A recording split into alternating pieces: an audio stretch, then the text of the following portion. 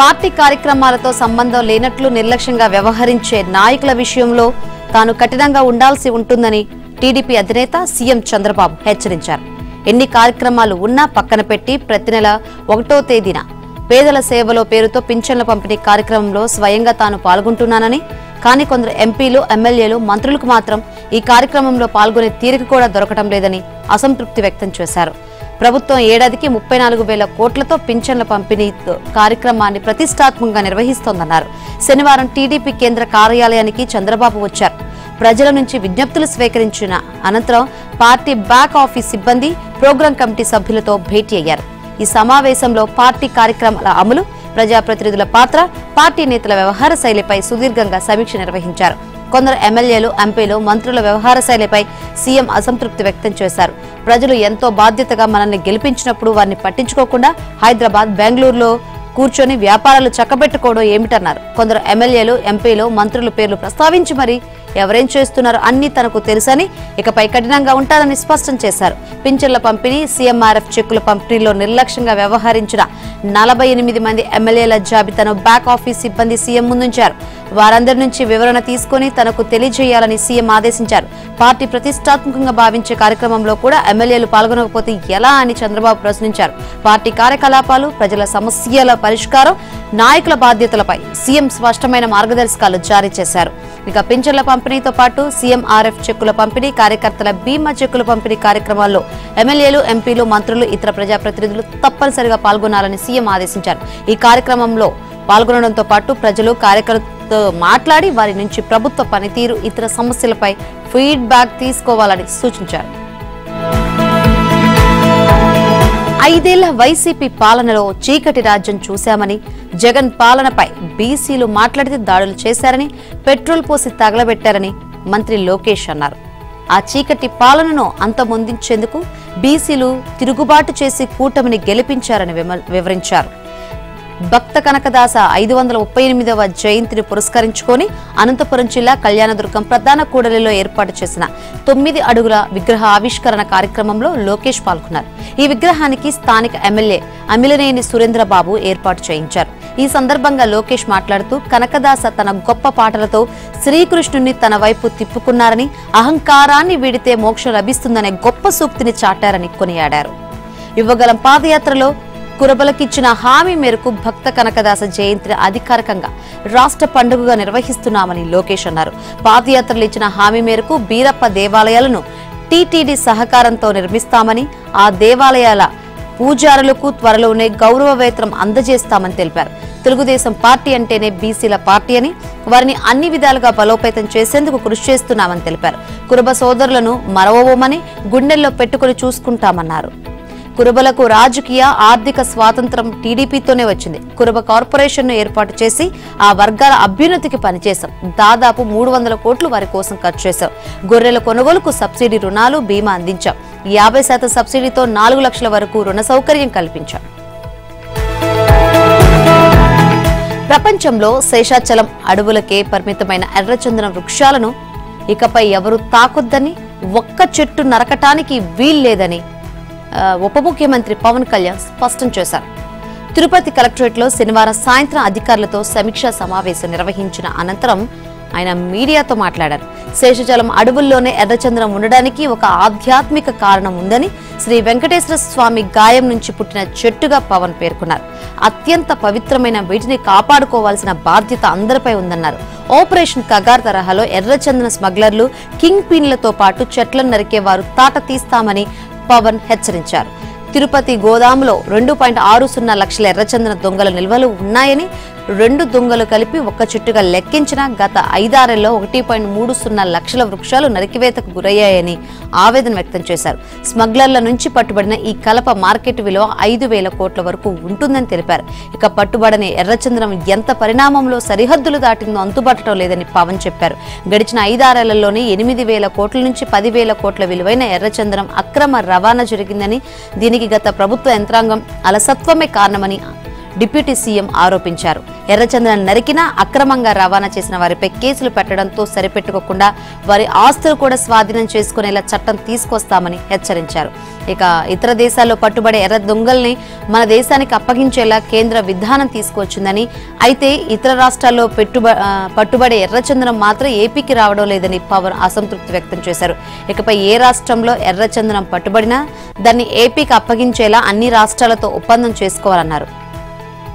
ఎర్రచందన smuggling కు సంబంధించి తెర వెనుక కీలక పాత్ర పోషిస్తున్న 4 కింగ్ పిన్లను గుర్తించామని పవన్ వెల్లడించారు. వారిని పట్టుకునే విషయమై కసరత్తు నడుస్తోందని తెలిపారు. స్మగ్లర్ల తరపున చెట్లు నరికే పని చేపట్టవద్దంటూ స్థానికులను కోరారు.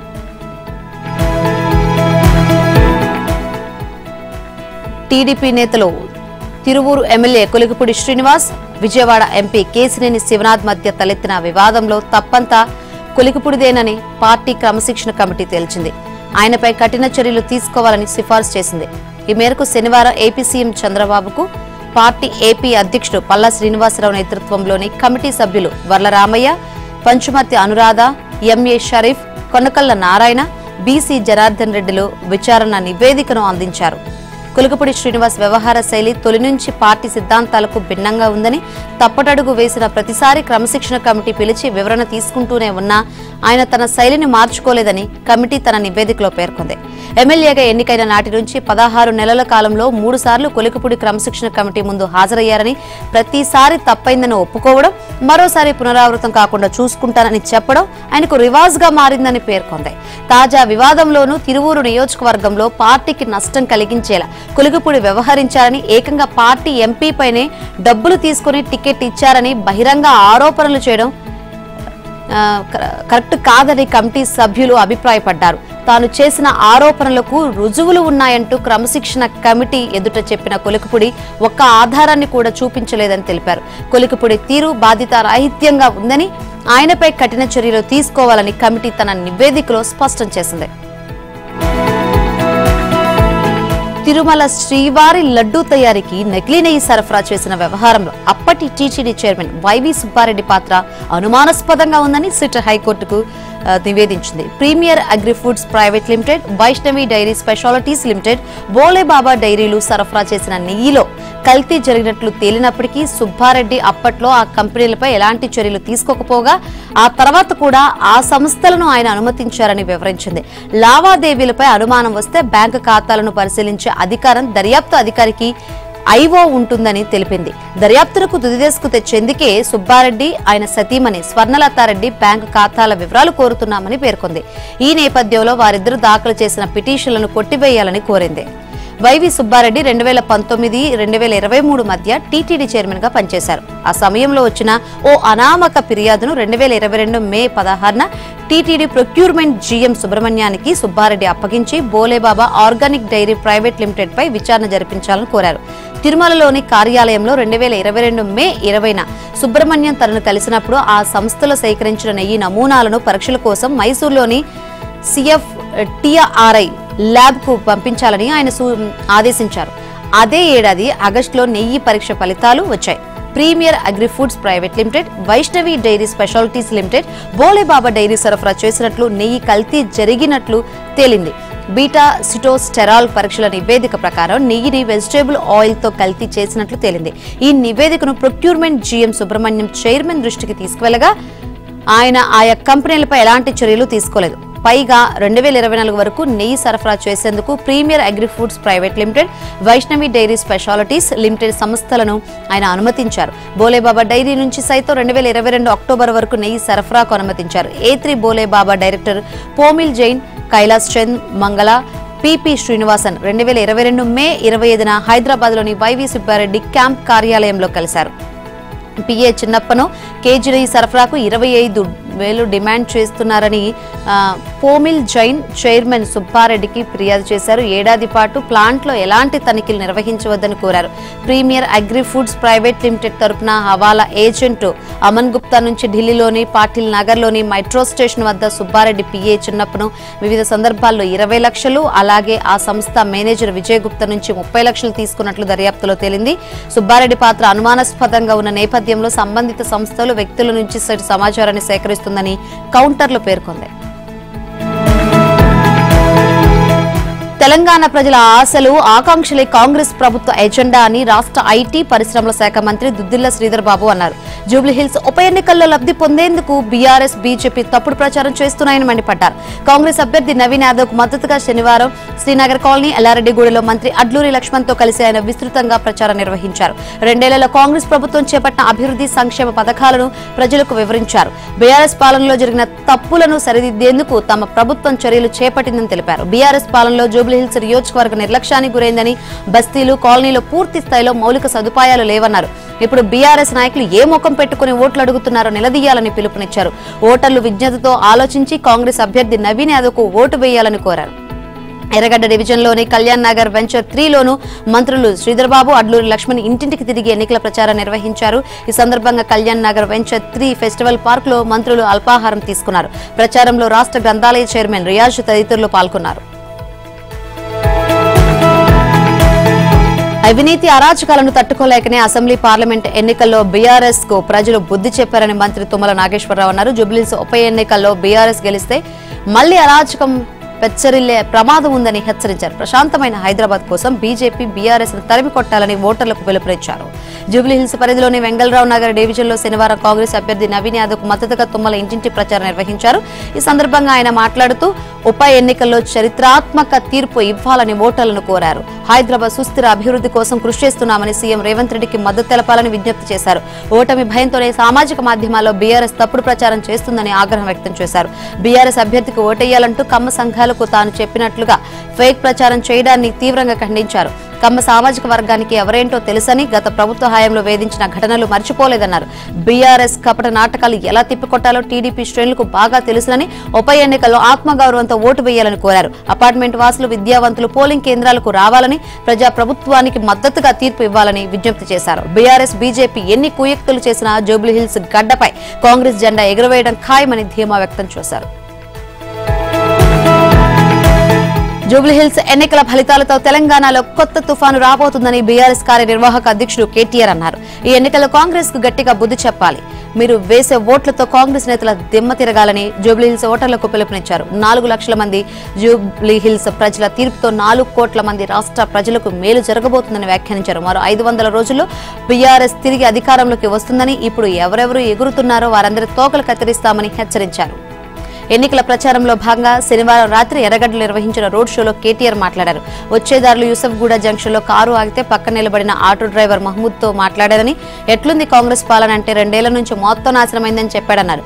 కేసీఆర్ ఉన్నప్పుడు రోజుకు 2000 సంపాదించేవాడినని, అందులో 1000 మిగిలేవని చెప్పినట్లు కేటీఆర్ చెప్పారు. ఇప్పుడు కాంగ్రెస్ ప్రభుత్వం వచ్చిన తర్వాత రోజుకు 1000 వస్తే ఆటో కిరాయి, ఇంటికి పిల్లల ఫీజులు కూడా సరిపోవడం లేదని కూడా చెప్పాడన్నారు. దీనికి పరిష్కారం జూబ్లీహిల్స్ లో కాంగ్రెస్ ను ఓడించి ఆ పార్టీ నాయకులకు బుద్ధి చెప్పడమే సరైన పరిష్కారమని సూచించారని కేటీఆర్ తెలిపారు. ఎన్నికల్లో ఓడిపోతామనే భయంతో బీఆర్ఎస్ లీడర్ షరీఫ్ ను బలవంతంగా తీసుకువెళ్లి కాంగ్రెస్ కండువా కప్పారని, టాస్క్ ఫోర్స్ పోలీసులను అడ్డం పెట్టుకుని నేతలపై దౌర్జన్యం చేస్తూ తీసుకువెళ్లేందుకు కాంగ్రెస్ నేతలకు సిగ్గుండాలని ఆయన మాట్లాడారు. హిట్లర్ వంటి నియంతే పతనమయ్యాడన్న కేటీఆర్ రేవంత్ ఎంత అని ధ్వజమెత్తారు. 10 ఏళ్లలో కేసీఆర్ ప్రజలను ఎలా చూసుకున్నారో, ఎలాంటి మంచి పనులు చేశారో అందరికీ తెలుసునన్నారు.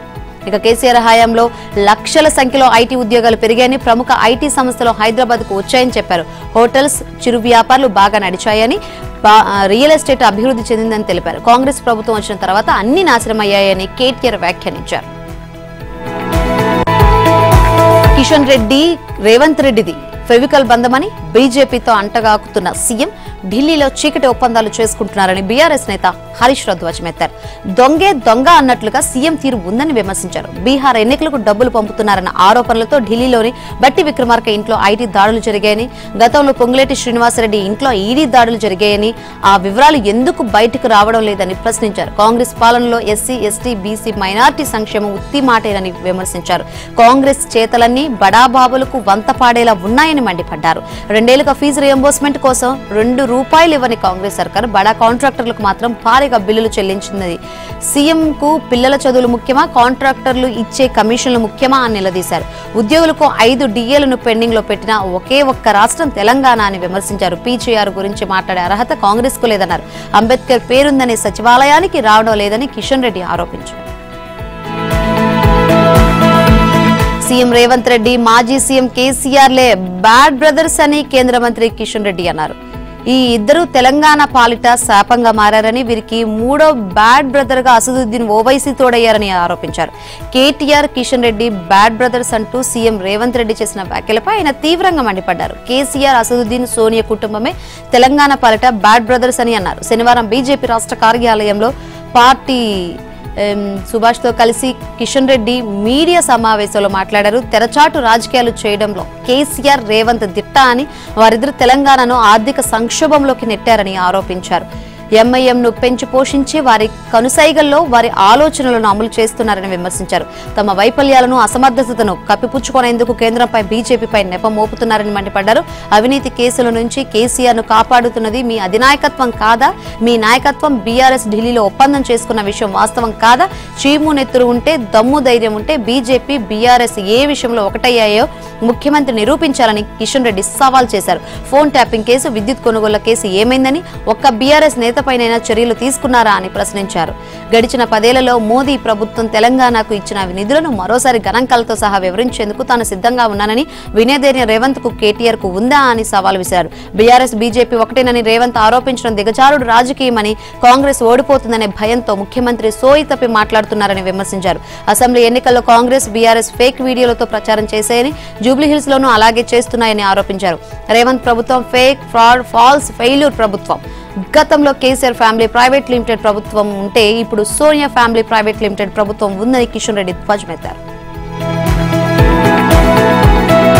కేటీఆర్ నెంబర్ 1 దొంగ. ఒకప్పుడు మడతల చొక్కా, రబ్బర్ చెప్పులేసుకుని తిరిగిన వ్యక్తికి వేల కోట్లు ఎలా వచ్చాయని కేంద్ర మంత్రి బండి సంజయ్ ప్రశ్నించారు. 10 ఏళ్ల బీఆర్ఎస్ పాలనలో రాష్ట్రంలోని పేదలుగానే మిగిలిపోయారని, కేసీఆర్ కుటుంబంలో మాత్రం అందరికీ పదవులు వచ్చాయని దుయ్యబట్టారు. పథకాలు, ప్రాజెక్టుల పేరుతో వేల కోట్లు దోచుకున్నారని మండిపడ్డారు. జూబ్లీహిల్స్ నియోజకవర్గంలోని షేక్పేట శివాజీ విగ్రహం, రెహమత్ నగర్ కూడలిలో శనివారం నిర్వహించిన ఎన్నికల ప్రచార సభలో బండి సంజయ్ మాట్లాడారు. బీఆర్ఎస్ పాలనతో విసిగిపోయి కాంగ్రెస్ కు అవకాశం ఇస్తే హైడ్రా పేరుతో పేదల ఇళ్లపై బుల్డోజర్లు పంపుతుందన్నారు. హైడ్రా పేరుతో కూల్చిన ఇళ్లని హిందువులేనని తెలిపారు. చెరువును కబ్జా చేసి కట్టిన ఫాతిమా కాలేజీకు జోలికి మాత్రం వెళ్లడం లేదని ఆగ్రహం వ్యక్తం చేశారు. బీజేపీకి అధికారంలోకి వస్తే ఫాతిమా కాలేజీ భవనాన్ని కూల్చేస్తామని, అక్కడ పేదలకు ఇళ్లు కట్టిస్తామని స్పష్టం చేశారు. ఆ కాలేజీ విద్యార్థులకు అన్యాయం జరగకుండా మరో మంచి కాలేజీలో చేర్పిస్తామన్నారు. ఉప ఎన్నికల్లో కాంగ్రెస్, బీజేపీ మధ్య పోటీ ఉందని, హిందూ వర్సెస్ ముస్లిం అన్నట్టుగా ఈ పోరు జరగనుందని అన్నారు. సర్వేలన్నీ తారుమారయ్యాయని, వార్ వన్ సైడ్ లాగా ఈ ఎన్నికల్లో హిందువులే గెలవాలని ఆకాంక్షించారు. 1,00,000 ఓట్లు కోసం కాంగ్రెసోలు మసీదులు, దర్గాల చుట్టూ బిచ్చగాలలా తిరుగుతున్నారని ఎద్దేవా చేశారు. 80% మంది హిందువులంతా ఏకమై గడప గడపకు తిరిగి బీజేపీకి ఓట్లేయించాలని పిలుపునిచ్చారు. బీజేపీని గెలిపిస్తే అయోధ్య నుంచి పూజారులను పిలిపించి పెద్దమ్మ గుడిని కట్టిస్తానన్నారు. అమిత్ షాను పిలిపించి పూజలు చేయిస్తానని హామీ ఇచ్చారు. మాగంటి గోపీనాథ్ మరణం ముమ్మాటికి మిస్టరీనే అని, ఈ విషయమై నెల క్రితమే మాదాపూర్ పిఎస్లో ఫిర్యాదు నమోదైందని తెలిపారు. ఫిర్యాదు కాపీని సీఎం రేవంత్ రెడ్డికి పంపిస్తున్నానని, దమ్ముంటే విచారణ చేపట్టాలని సవాల్ విసిరారు. జూబ్లీహిల్స్ అసెంబ్లీ నియోజకవర్గ ఉప ఎన్నిక ప్రచారం రసవత్తరంగా సాగుతోంది. ఈ ఒక్కరోజే ప్రచారానికి అవకాశం ఉండగా ప్రధాన పార్టీల ముఖ్య నాయకులు తమ సర్వశక్తులు ఒడ్డి ప్రచారం చేస్తున్నారు. ముఖ్యంగా 3 పార్టీల కీలక నేతలు తామే అభ్యర్థులమన్నంత పట్టుదలతో తమ పార్టీ అభ్యర్థి విజయం కోసం శ్రమిస్తున్నారు. కాలికి బలపం కట్టుకుని గల్లీలో తిరుగుతూ ఓటర్లను కలుస్తున్నారు. ప్రసంగాల్లోనూ అవతలి పక్ష ముఖ్య నేతల మీద పరిధులు దాటి తీవ్ర విమర్శలు గుప్పిస్తూ, సవాళ్లు విసురుతూ ప్రచార పర్వాన్ని వేడెక్కిస్తున్నారు. అధికారిక కార్యక్రమాలను సైతం పక్కన పెట్టి ప్రచారానికి విలువైన సమయాన్ని కేటాయిస్తున్నారంటే జూబ్లీహిల్స్ ఎన్నికకు ఎంతటి ప్రాధాన్యం ఇస్తున్నారో అర్థమవుతుంది. ముఖ్య నేతలు ఈ ఎన్నికను తమ ప్రతిష్టకు సవాలుగా తీసుకుంటున్నారు. సీఎం రేవంత్ రెడ్డి, కేంద్ర మంత్రి కిషన్ రెడ్డి, కేటీఆర్, హరీష్ రావు తమ పార్టీల నుంచి ప్రచార రంగంలోకి దిగారు. ఓడితే భవిష్యత్తు సమీకరణాలు మారుతాయనే భావన వారి ప్రచారంలో తలమునకలయ్యేలా చేస్తోంది. సీఎం రేవంత్ రెడ్డికి ఈ ఉప ఎన్నికల్లో గెలుపు అత్యవసరంగా కనిపిస్తోంది. తన 2 ఏళ్ల పాలనకు లిట్మస్ టెస్టుగా భావిస్తున్నారు. అందుకే వారం రోజులుగా ప్రచారంలో శ్రమిస్తున్నారు. గెలుపు సాధించడం ద్వారా కాంగ్రెస్ పట్టు కొనసాగుతుందని ప్రజలకు చెప్పదలుచుకున్నారు. గెలిస్తే సీఎంకు మరింత దన్ను లభిస్తోంది. పార్టీ, ప్రభుత్వంలోని అంతర్గత విభేదాలు సద్దుమణుగుతాయి. అందుకే రేవంత్ రెడ్డి జూబ్లీహిల్స్ నియోజకవర్గం అంతా కలిదిరిగారు. జూబ్లీహిల్స్ కాంగ్రెస్ ఖాతాలో చేరితే మరింత అభివృద్ధి చేస్తానని భరోసా ఇస్తున్నారు. గెలవాలన్న పంతంతో ప్రచారాన్ని తన భుజాన వేసుకున్నారు. జూబ్లీహిల్స్ ఉప ఎన్నిక పోలింగ్ దృష్ట్యా హైదరాబాద్ పోలీసులకు కీలక ఆదేశాలు జారీ చేశారు. నియోజకవర్గ పరిధిలో ఆంక్షలు విధిస్తూ పోలీసు శాఖ నోటిఫికేషన్ విడుదల చేసింది. ప్రజాశాంతి భద్రత కోసం జూబ్లీహిల్స్ అసెంబ్లీ నియోజకవర్గంలో సెక్షన్ 144 అమల్లో ఉంచుతూ ఆదేశాలు జారీ చేస్తున్నట్లు పోలీసులు ప్రకటించారు. జూబ్లీహిల్స్ ఉప ఎన్నికల నేపథ్యంలో హైదరాబాద్ పోలీసులు ఆంక్షలు అమల్లోకి తీసుకొచ్చారు. నియోజకవర్గ పరిధిలో 9వ తేదీ అంటే ఆదివారం సాయంత్రం 6 గంటల నుంచి పోలింగ్ జరగనున్న 11వ తేదీ మంగళవారం సాయంత్రం 6 గంటల వరకు తిరిగి ఓట్ల లెక్కింపు జరిగే 14న ఉదయం 6 గంటల నుంచి 15 సాయంత్రం 6 గంటల వరకు ఆంక్షలు అమల్లో ఉంటాయని సిపి సజ్జనార్ ఆదేశాలు జారీ చేశారు. నిర్దేశించిన సమయాల్లో మద్యం దుకాణాలని మూసివేయాలని, హోటల్స్, రెస్టారెంట్స్, క్లబ్లు మూసివేయాలని ఆదేశించారు. శాంతి భద్రతల నేపథ్యంలో నియోజకవర్గ వ్యాప్తంగా 144 సెక్షన్ అమల్లో ఉంటుందని తెలిపారు. పోలింగ్ కేంద్రాలకు 200 మీటర్ల పరిధిలో 5 అంతకంటే ఎక్కువ మంది గుమిగూడడం నిషేధమన్నారు. ఓట్ల లెక్కింపు రోజున రహదారులు, జనావాసాల్లో టపాసులు పేల్చడం నిషేధమని, ఈ ఆదేశాలను ఉల్లంఘిస్తే చట్ట ప్రకారం చర్యలు తప్పవని సిపి హెచ్చరించారు. ప్రజాశాంతి భద్రత కోసం జూబ్లీహిల్స్ నియోజకవర్గ పరిధిలో BNSS 163 సెక్షన్ అమల్లో ఉండనున్నట్లు చెప్పారు. 5 అంతకంటే ఎక్కువ మంది ఒక్కచోట గుంపుగా ఉండొద్దని సూచించారు. పోలింగ్ కేంద్రాల నుంచి 200 మీటర్ల వరకు ఈ రూల్ వర్తిస్తోందని పోలీసులు ప్రకటించారు. ఈ నిర్దేశించిన సమయాల్లో నియోజకవర్గంలో పరిధిలోని లిక్కర్ షాపులు, రెస్టారెంట్లు, క్లబ్లు మూసివేయాలని ఆదేశించారు. జూబ్లీహిల్స్ సెగ్మెంట్ పరిధిలో ఎవరూ బాణసంచ పేల్చొద్దని ఆదేశించారు. తన కుమారుడి మృతిపై దర్యాప్తు చేయాలని జూబ్లీహిల్స్ ఎమ్మెల్యే మాగంటి గోపీనాథ్ తల్లి మహానంద కుమారి శనివారం రాత్రి రాయదుర్గం పోలీసులకు ఫిర్యాదు చేశారు. గోపీనాథ్ మృతికి కారణాలపైన, ఆయన పట్ల జాగ్రత్తలు తీసుకోవాల్సిన వాళ్ళ నిర్లక్ష్యం పైన విచారణ జరపాలని ఆమె విజ్ఞప్తి చేశారు. తన కొడుకు మృతి వెనుక నిర్లక్ష్యం, సరిగ్గా చూసుకోకపోవడంతో పాటు మరింకేదో ఉన్నట్లు అనుమానంగా ఉందని ఫిర్యాదులో పేర్కొన్నారు. గోపీనాథ్ అనారోగ్యంతో హైదరాబాద్ గచ్చిబౌలిలోని AIG హాస్పిటల్స్ లో ఈ ఏడాది జూన్ 5న చేరారని, జూన్ 6న తాను ఆసుపత్రికి వెళ్తే తన కుమారుని చూడడానికి సెక్యూరిటీ సిబ్బంది తనను అనుమతించలేదని, గోపీనాథ్ కుమార్తె దిశరా రాతపూర్వకంగా వారికి ఇచ్చిన ఆదేశాలే ఇందుకు కారణమని ఆమె వాపోయారు. జూన్ 8న గోపీనాథ్ చనిపోయినట్లు ఆసుపత్రి ప్రకటించిందని, అంతకు ముందే గోపీనాథ్ చనిపోయినప్పటికీ ఆసుపత్రి వర్గాలు ఆలస్యంగా ప్రకటించినట్లు తెలుస్తోందని ఫిర్యాదులు ఆరోపించారు. ఆమె ఫిర్యాదు మేరకు కేసు నమోదు చేసుకుని దర్యాప్తు చేస్తున్నట్లు పోలీసులు తెలిపారు. సీఎం వీధి రౌడీ భాషను మార్చుకోవాలని కాలేజీ యాజమాన్యాల తాటా తోలు తీస్తానని మాట్లాడడం సిగ్గుచేటని తెలంగాణ జాగృతి అధ్యక్షురాలు కల్వకుంట్ల కవిత ధ్వజమెత్తారు. వీధి రౌడీలు కూడా సిగ్గుపడేలా సీఎం మాట్లాడారని దుయ్యబట్టారు. శనివారం ఉమ్మడి వరంగల్ జిల్లాలో పలు ప్రాంతాల్లో చేపట్టిన జాగృతి జనం బాటలో కవిత మాట్లాడుతూ, ఉమ్మడి రాష్ట్రంలో అప్పటి ప్రభుత్వం కాలేజీలను తెలంగాణలో పెట్టకపోతే లోన్లు తీసుకుని పైసా పెట్టి ఇక్కడ డిగ్రీ, ఇంజనీరింగ్ కాలేజీలు ఏర్పాటు చేశారన్నారు.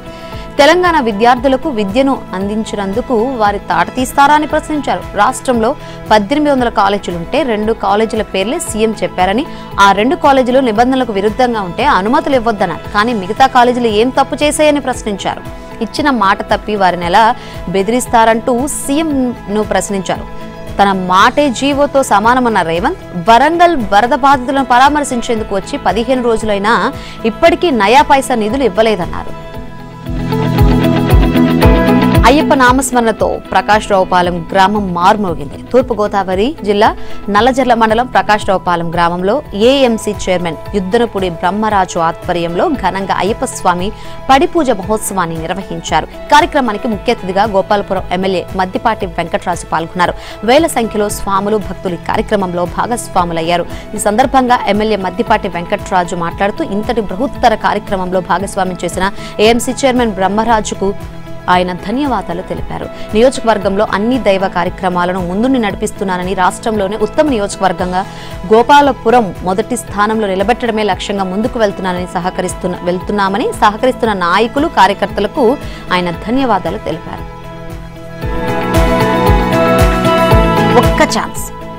ఒక్క ఛాన్స్ అన్న జగన్కు అధికారం ఇస్తే రాష్ట్రాన్ని ఊడ్చుకుపెట్టుకుపోయాడని, 14 లక్షల కోట్ల అప్పుల్లో రాష్ట్రాన్ని ముంచేశాడని నీటిపారుదల శాఖ మంత్రి నిమ్మల రామానాయుడు తీవ్రంగా విమర్శించారు.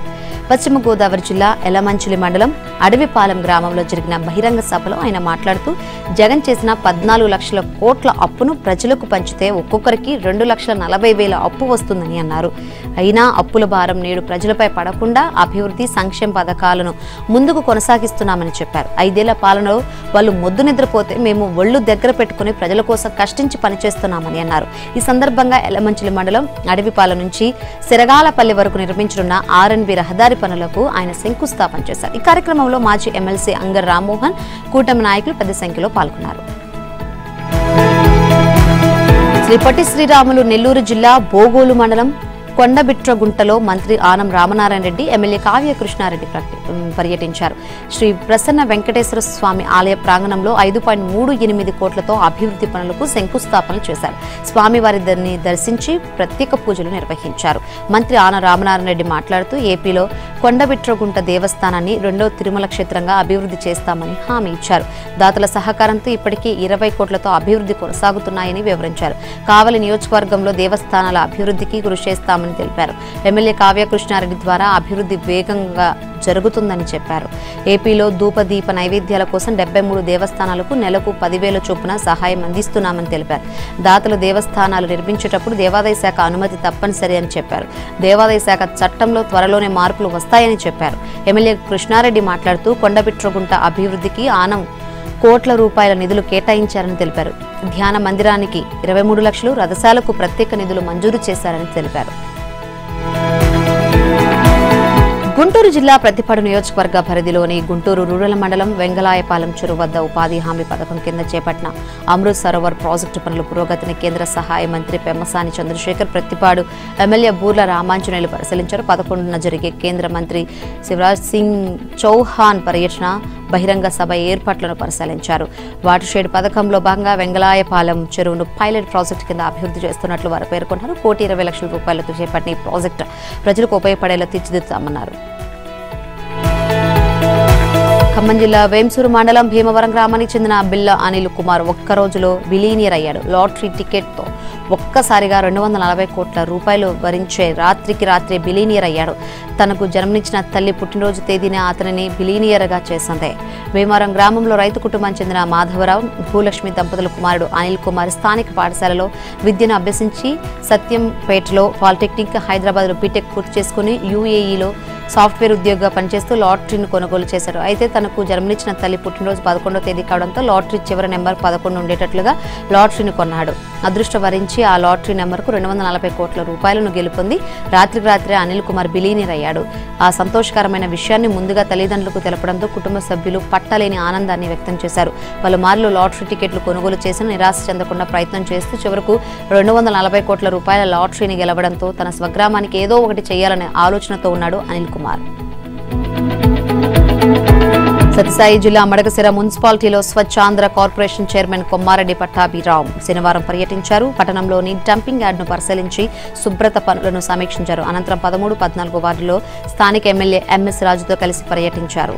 గత రాక్షస ప్రభుత్వ కాలంలో తెలుగుదేశం పార్టీ అభివృద్ధి కోసం గట్టిగా పోరాడిన వారిలో తన మిత్రుడు ఎంఎస్ రాజు ముందంజలో ఉన్నారని పట్టాభి పేర్కొన్నారు. మడకశిర నియోజకవర్గ అభివృద్ధి కోసం స్వచ్ఛాంధ్ర కార్పొరేషన్ ద్వారా ఎన్ని నిధులైనా కేటాయించడానికి సిద్ధమని తెలిపారు. టీటీడీ పరకామణి చోరీలో కరుణాకర్ రెడ్డి కుటుంబ సభ్యులు సుబ్బారెడ్డి ఇద్దరు స్వామి ఆగ్రహానికి గురికాక తప్పదు. జీవో నెంబర్ 159ని అడ్డం పెట్టుకుని మాట్లాడడం హాస్యాస్పదం.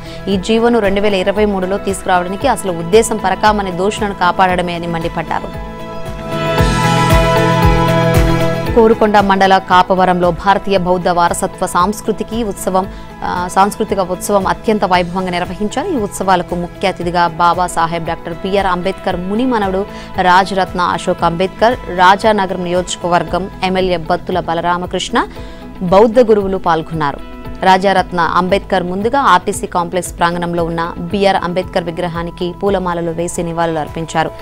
అది పాండవుల కొండ కాదని బౌద్ధ మతం వర్ధిల్లాలి అంటూ నినాదాలు చేస్తూ ర్యాలీగా కొండ వద్దకు చేరుకుని పరిశీలించారు. ఇది పాండవుల మెట్టగా పిలువబడుతున్న ఒక ప్రాచీన బౌద్ధ వారసత్వ స్థలమని, ఇది 2వ శతాబ్దానికి చెందినగా పేర్కొన్నారు. ఈ కొండపై బౌద్ధ సన్యాసులు నివసించిన గదులు, చైత్యం, స్తూపాలు, పూజగది, డ్రైనేజ్ వ్యవస్థ, పెద్ద హాలు వంటి నిర్మాణాలు తవ్వకాలు బయటపడ్డాయి. బౌద్ధ ఆరాధనకు ఉపయోగించే ప్రధాన స్థలం చైత్య గృహం. అందులో పూజా స్థలంతో పాటు ఇతర నిర్మాణాలు ఉన్నాయి. రాజారత్న అంబేద్కర్ మాట్లాడుతూ కోరుకొండ కాపవరంలో ఉన్న పాండవుల వారి కొండ అంటేనే తెలుస్తోందని, ఇది బౌద్ధ కొండని తెలిపారు. 128 దేశాల్లో బుద్ధిజం ఉందన్న ఆయన కులాన్ని బట్టి కాకుండా ముందుకు సాగితే తగిన గుర్తింపు వస్తుందన్నారు. అందరూ బుద్ధిజం స్వీకరించాలని, బుద్ధిజానికి తగిన గుర్తింపు రావాలని బాబాసాహెబ్ అంబేద్కర్ కలలు కన్నారని తెలిపారు. రాష్ట్రంలో చలి ప్రభావం మొదలైంది. చలిగాలుల తీవ్రత రోజురోజుకు అధికమవుతుంది. శివారు ప్రాంతాల్లో పొగమంచు ప్రభావం చూపెడుతుంది. ముఖ్యంగా ఉమ్మడి రంగారెడ్డి జిల్లాలో చలి రోజురోజుకు పెరిగిపోతుంది. రంగారెడ్డి, వికారాబాద్ జిల్లాలో కనిష్ట ఉష్ణోగ్రతలు శనివారం 15 డిగ్రీల దిగువకు పడిపోయాయి. రంగారెడ్డి జిల్లా షాబాద్ మండలం చందన్వెల్లి తాళ్లపల్లిలో శనివారం 14.7 డిగ్రీల కనిష్ట ఉష్ణోగ్రత నమోదైంది. రాష్ట్రంలో శనివారం నమోదైన అత్యల్ప ఉష్ణోగ్రత ఇదే కావడం గమనార్హం. ఇక హైదరాబాద్ శివారు ప్రాంతాల్లో ఉష్ణోగ్రతలు గణనీయంగా పడిపోతున్నాయి. పొగమంచు ప్రభావం అధికంగా ఉండడంతో వాహనదారులు అవస్థలు పడుతున్నారు. ఇటీవల బీహార్ ఎన్నికల ప్రచారంలో పాల్గొన్న రాహుల్ గాంధీ మత్స్యకారులతో కలిసి చేపల వేట చేసిన సంగతి తెలిసిందే. ఓ ప్రాంతంలో మత్స్యకారుల చేపలు పడుతుండగా వెళ్లిన రాహుల్ పడవ నుంచి కిందకు దూకి వారితో కలిసి చేపలకు వల విసిరారు. కాసేపు వారితో సరదాగా ముచ్చటించారు. దీనికి సంబంధించిన వీడియో సోషల్ మీడియాలో తెగ వైరల్ అయింది. కాగా తాజాగా ఈ వీడియోపై ప్రధాని మోదీ స్పందించారు. బీహార్ ఎన్నికల ప్రచారంలో పాల్గొన్న మోడీ మాట్లాడుతూ కొంతమంది పెద్ద నాయకులు చేపలను చూసేందుకు ఇక్కడికి వస్తున్నారు. బీహార్ ఎన్నికల్లో మునిగిపోవడం వాళ్ళు ప్రాక్టీస్ చేస్తూ నీటిలో దూకుతున్నారని ఎద్దేవా చేశారు. అంతేకాకుండా ఆర్జేడీ నేతృత్వంలోని ప్రతిపక్షాలపై కూడా తీవ్ర విమర్శలు చేశారు. రాష్ట్రంలోని యువతను గూండాలుగా గ్యాంగ్స్టర్లుగా మార్చడానికి వారు ప్రయత్నిస్తున్నారని ఆరోపించారు.